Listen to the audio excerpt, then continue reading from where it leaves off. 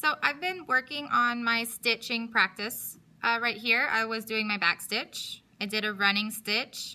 This is the back side of a back stitch. And I was doing a blanket stitched on the side when I realized I'm almost out of thread. When you have about the amount of thread from your pinky to your finger left, that's when you need to stop. And it's time to make a knot so we can cut off the needle and get some more yarn. So to make a knot, I need to find on the back side of my project, I need to find a recent stitch, like the last stitch that I found. And I'm gonna go right underneath it with my needle.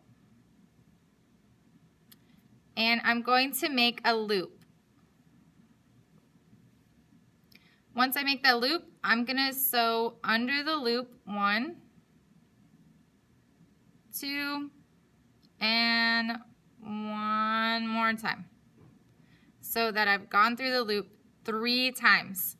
Then I'm gonna pull it down, and I'm gonna push it down with my fingers as well until it's really tight.